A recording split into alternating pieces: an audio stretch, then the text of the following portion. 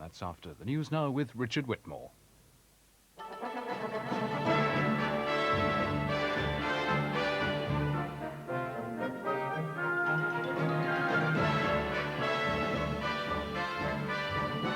A party of school children are swept off the rocks at Land's End. 4 boys are still missing. Legionnaire's disease, 30 now dead. The minister expects an inquiry. Neil Kinnock says Mrs. Thatcher is creating the conditions for fascism to rise again. And Everton leave no doubts about it. They are the champions. 4 schoolboys are missing in the sea off Land's End tonight, and a big air and sea rescue operation has been mounted. The 4 boys, aged about 11, were washed off the rocks by a big wave. A girl who was swept into the water with them was picked up by a Navy helicopter, but the boys haven't been seen now since late afternoon. They were visiting Land's End with a school party from Stoke Poges in Buckinghamshire. The party left there on Saturday for a week's trip, but now they're on their way home. James Robbins reports. The children were apparently on rocks by the water's edge when a huge wave swept them into the sea. One of the teachers in charge of the party jumped in after them. Other adults raised the alarm. 2 lifeboats were launched from Sennen and Penlee, and a helicopter from the Royal Naval Air Station at Culdrose joined the search. The helicopter crew were able to winch 2 people to safety, a little girl and the teacher trying to save her, but 4 boys, all believed to be aged between 10 and 12, could not be found. Rescue helicopter was already in the air on exercise. We diverted him to the area and he picked up 2 people.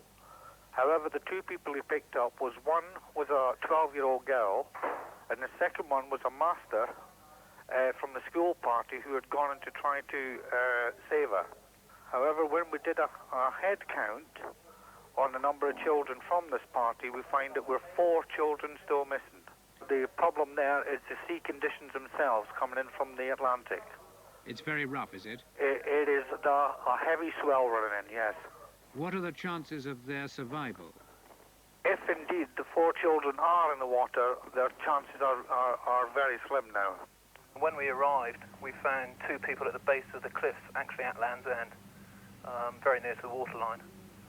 We then went ahead and winched those 2 up into the aircraft, which was a girl and a teacher, 12, 13-year-old girl and her teacher. She was suffering a bit from hypothermia and shock and some cuts and bruises to the head.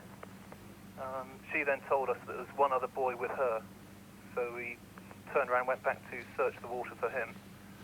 And we were then told by the Coast Guards that there was another 3 people unaccounted for in this coach party. The missing children were in a group from the County Middle School at Stoke Poges in Buckinghamshire. The headmaster and his wife were leading the party. News of the tragedy reached the school only a short time ago. And tonight the authorities have issued this telephone number for those wishing to inquire about the missing boys. The number to telephone is 0209 714 881. And we'll be repeating that number at the end of this programme. 19 people have been hurt in a fairground accident in Suffolk this evening. The accident happened in Felixstowe when a chaeroplane type of ride collapsed. The injured, who are thought all to be young people, have been taken to hospital in Ipswich and Felixstowe. None of them is believed to be seriously hurt, and the Health and Safety Executive say they will launch an immediate investigation. The Health Minister, Kenneth Clarke, says he expects the government to announce an inquiry into the outbreak of Legionnaire's disease in Staffordshire. 30 people have now died and more than 70 are suspected to have the disease, which is thought to have begun in air conditioning at Stafford District General Hospital. Mr. Clarke says there will be a statement in the Commons tomorrow and a possible review of guidelines for preventing the disease. We want to know why we had this outbreak, and they'll particularly want to know what can be done to minimise the risk of it happening again. And we'll need to just have a look at what this tells us about the construction of hospitals, about the procedures we follow to reduce the risk of infection in the water systems of new hospitals, and how one handles a tragic outbreak of this kind, where suddenly you have large numbers of people getting equivalent to pneumonia, and then you diagnose Legionnaire's disease.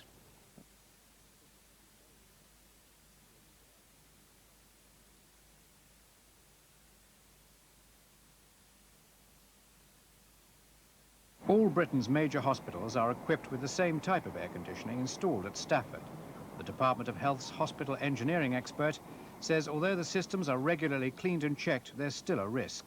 I would suggest that pretty well every hospital in the UK, and indeed in the world, has a cooling tower of some sort, and to that extent they must be at risk. But it must be a very small risk, I would suggest. Why should it be a small risk?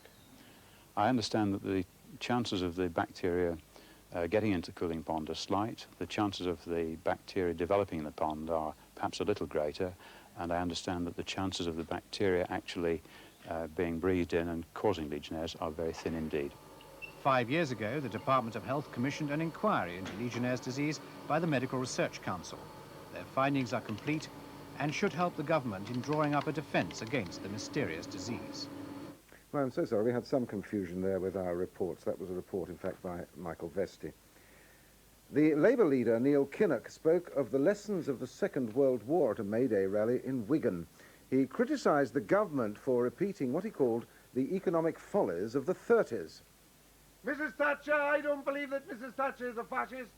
I don't think that her government is fascist. What I'm saying is that in the way that they show complacency, that they show contempt for millions of people in this country, they are allowing such a contagion of despair and loss of confidence and fear and loneliness and isolation and idleness to develop as to repeat all of the disastrous follies of those interwar years. The Tory party chairman, John Selwyn Gummers, responded to Mr. Kinnock's speech. He said no tactic was too low for the Labour leader. He denigrated our soldiers' sacrifice at Goose Green to make a party political jibe. Now he twists even the VE Day celebrations to catch a headline, he said. A former British soldier has been talking for the first time about the day he tried to save the life of Hitler's deputy, Heinrich Himmler. He's unearthed a picture of Himmler, which had lain forgotten for 40 years. It was taken shortly after Himmler swallowed cyanide rather than face being hanged. Tony Skase reporting. Bill Carrot, one of Himmler's guards, kept the photograph in his wardrobe for 40 years, not realising its historic interest. Bill recalled how Himmler killed himself with potassium cyanide while being examined by a doctor.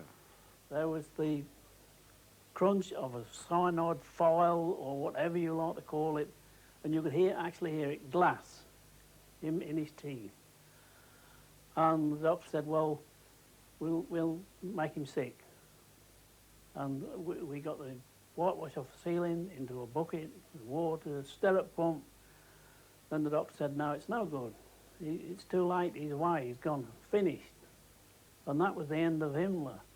Immediately after Himmler's death, Bill let in an army friend to take the unique picture. This fellow with the camera came up and led him into the room. We propped Himmler up against it was a table, and we took the photograph and then out, you know, as quick as we could get, because we thought we'd be in trouble if we didn't. Another wave of anti-American protests has been planned to start in Madrid just about now, as President Reagan sits down for dinner with the King of Spain. Yesterday, up to 1 million people demonstrated in cities across Spain against his new trade embargo on Nicaragua and against NATO. There was massive security to protect the president's arrival today, but the Spanish government is expected to raise the same questions as the demonstrators. President Reagan might have hoped that after all the problems of Bitburg and Bonn, his arrival in Spain might herald a less controversial phase to his European tour. The greetings at Madrid's airport from King Juan Carlos and Queen Sofia, though formal, were cordial enough. But as the two heads of state inspected the Guard of Honor, both men knew that Mr. Reagan's visit has sparked off a wave of anti-American feeling. On the drive from the airport, few turned out to cheer. A recent opinion poll showed that only 1 in 5 Spaniards thought of America and its president as a true friend. The 14,000 US military personnel now based in Spain and Mr. Reagan's Nicaraguan trade embargo are the main reasons for America's unpopularity with many people here, coupled with Spain's membership of NATO. Early next year there'll be a referendum on whether Spain stays in or pulls out. At the moment, most people seem in favour of withdrawal. The Pardo Palace on the outskirts of Madrid.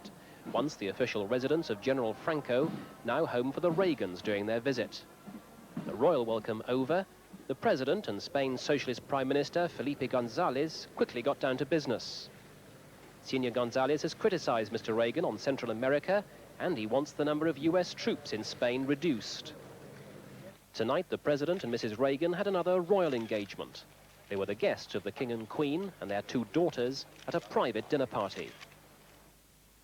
President Reagan will be in Strasbourg on Wednesday to address the European Parliament. And in his speech, he'll propose some new East-West initiatives.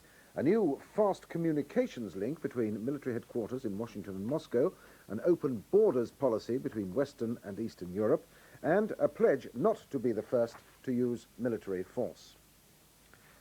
Now sport, and Everton are the new Football League champions. They clinched the title with a 2-0 home win over Queen's Park Rangers, bringing them their first championship for 15 years. Richard Duckenfield reports. More than 50,000 supporters began celebrating before the game, none doubting that Everton would confirm themselves as league champions. And there were to be few opportunities for Neville Southall to show why he'd been voted Sports Writers' Player of the Year. Most of the opportunities came in the Queen's Park Rangers goalmouth, where Steve Wicks alarmed his own goalkeeper. But Peter Hucker wasn't so fortunate from one of a series of Everton corners. The headers, then the first goal for Derek Mountfield. In the second half, QPR tried to spoil the party when Robbie James found Gary Bannister, but the post was on Everton's side. And any remaining anxiety disappeared when Graham Sharp made it 2-0 with a looping header.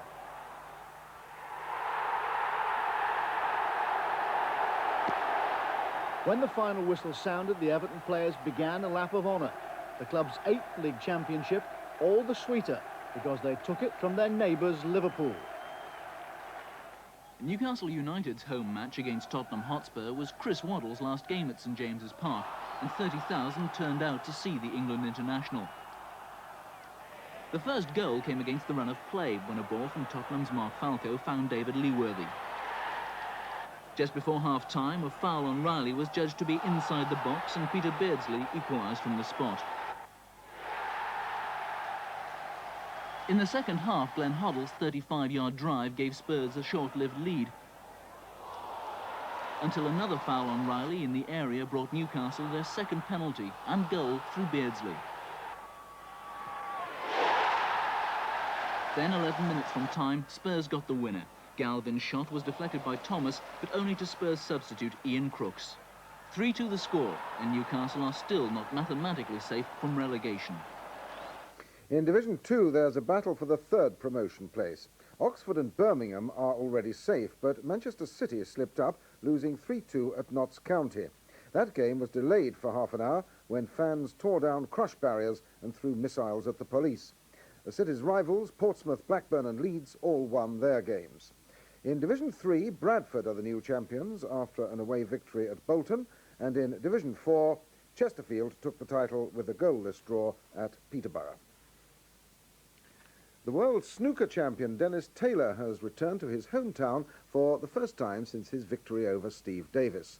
The townspeople of Coal Island in County Tyrone turned out in their thousands to welcome their most famous son. Neil Bennett reporting. There wasn't a place to be had in the tiny town square as Coal Island welcomed home its conquering hero, and his reception was fantastic. With calm restored, the celebrations began, and Dennis Taylor was made mayor for the day. When finally he could make himself heard, he spoke to the town which he's put on the map. I'm not usually lost for words, but it's a little bit difficult to find words to describe. I mean, I was brought up here and was here until I was 17 and spent many happy hours around the town here. In fact, I think I might even have pinched a packet of sweets out of McGlinchey's there. They'd have given him the entire contents today and a lot more besides, after a day and a week which the town of Coal Island will never forget. 5 film stars went on their hands and knees in London today to mark British Film Year. They were helping to create the British equivalent of the Hollywood Star Pavement, where over the years film stars have left their hand marks in wet cement. the screen celebrities brought some showbiz razzmatazz to Leicester Square when they arrived to inaugurate London's star pavement. Veteran filmmaker Sir John Mills and Dame Anna Neagle made the first marks. Then Omar Sharif and Alan Bates. Charlton Heston, who's also left a print on Hollywood Boulevard, showed how far the famous will go to make an impression. So do the stars think their pavement is here to stay? I think this is more likely to last longer than my films because cement is stronger than celluloid.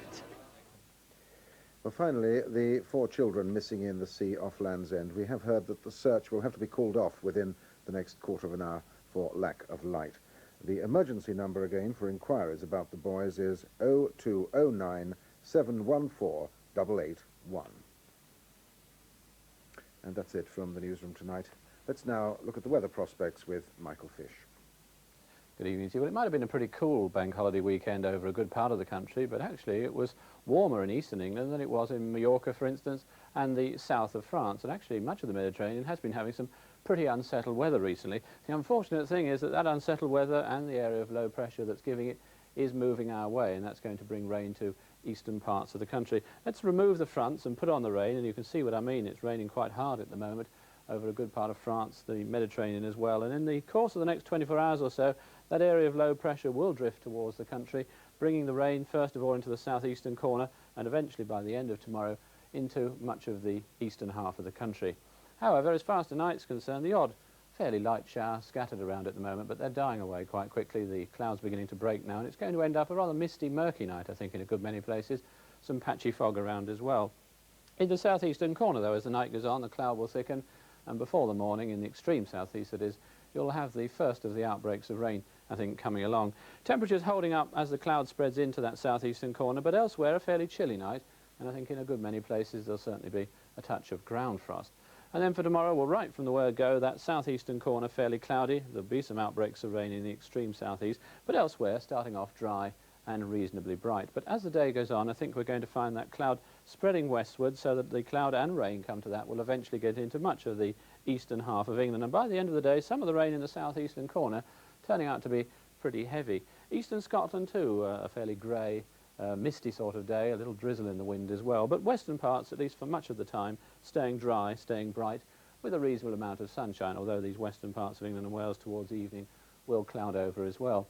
As for temperatures, well, in the brighter west, obviously the better temperatures. Close around normal there, 13 Celsius being 55 Fahrenheit. But in these eastern areas, especially near to the coast, that northeasterly wind will once again make it feel quite cold. Well, that's all for now. A very good night to you.